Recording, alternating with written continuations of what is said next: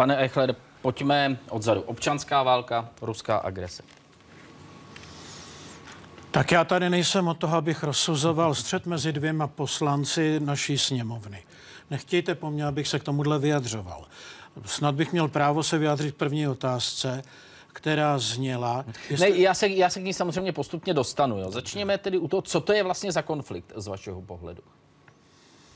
Je to konflikt, ve kterém proti sobě bojuje jednak pravidelná ukrajinská armáda na jedné straně, zároveň s tím tam jsou bataliony, prapory těch warlordů, tedy těch miliardářů, kteří si mohou dovolit postavit celé vlastní prapory. Nikdo se tady nad tím nepozastavuje, že to jsou vlastně soukromé prapory.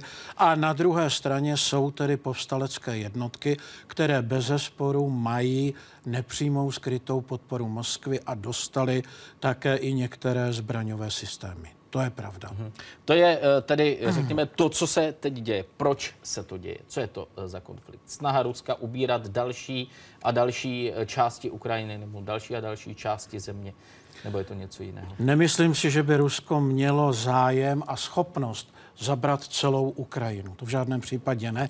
Tady souhlasím třeba s americkým profesorem Merzhajemem, který už před 4 měsíci napsal, že kdyby Rusko zabralo celou Ukrajinu, bylo by to totéž, jako kdyby slon spolkl dikobraze. Na to prostě po žádné stránce nemá. Jiná věc je ale strategický význam Krymu. A ono se tady hodně dlouho říkalo o tom, jaké jsou preemptivní války. Preemptivní neboli předstihující vojenské zásahy. A je jasné, že do oblasti Černého moře začala pronikat americká flotila. Jasné je přece to, že oni měli už svoji základnu v Rumunsku, v Konstanci, a že už byly přípravy vytvořit i základnu amerického vojenského námořnictva přímo v Sevastopolu.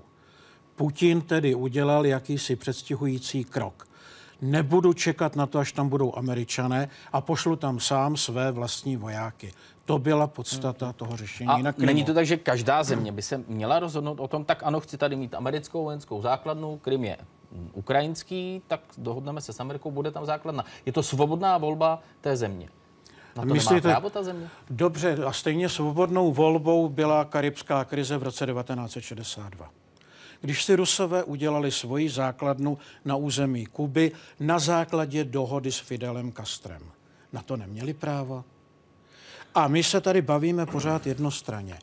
A nezapomínejme, že jsme v 15. roce nového století, které mimo jiné začalo invazí Spojených států do Iráku, která samozřejmě neměla mandát Rady bezpečnosti. Bylo tam nasazeno 425 000 amerických vojáků. To nás nevzrušovalo. Počet obětí se odhaduje dneska mezi 300 až 600 tisíc Iráčanů, civilního obyvatelstva. To nám nevadilo a tady se vzrušujeme. Tak tedy měřme stejným metrem. Pane doktore, promiňte, mě teď... Ještě chviličku, pane poslanče, jestli dovolíte. Ta možnost na to reakci bude. Já jsem vám taky neskákal do řeči. Chci ještě jednu věc. Ty předútoky, jak jste to před chvílí nazval. Předstihující útoky, ty budou tedy na ukrajinském území pokračovat? Bude se to nárazníkové pásmo kolem Ruska rozšiřovat? Vyloučit to v žádném případě nelze. Ta snaha dostat se až k tomu Mariupolu a udělat suchou cestu na Krym, tu vyloučit nemůžeme. Ale zase na druhou stranu jsou tady jasné dohody Minsk 2 a s tím by to bylo v rozporu.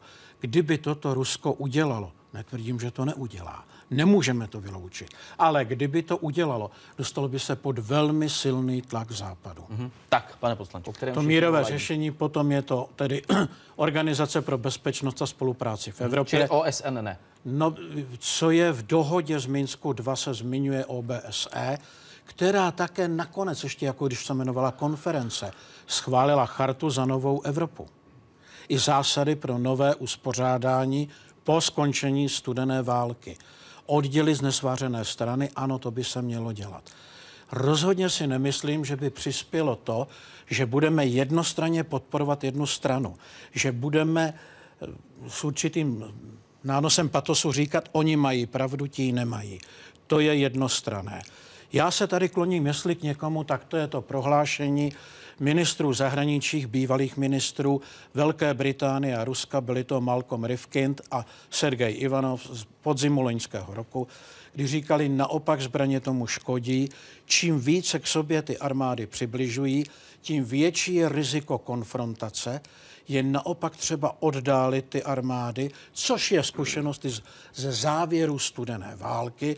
Čím dále od sebe jsou jednotky, tím je to lepší. Nastolit, když tak znovu obnovit přímé kontakty, přímé rozhovory mezi Amerikou a Ruskou federací, mezi těmito dvěma, kteří mají i jakousi radu na to, a hlavně do toho jít politicky a obnovit dialog. Ale jakmile se budou ty zbraně k sobě přibližovat a ozbrojené jednotky s nimi, zbraně tam nemohou být samotné, tak tady naopak nastává ten problém, že se budou hledat důvody, proč dál bojovat. Dochází k tomu, že se naplňují černé scénáře.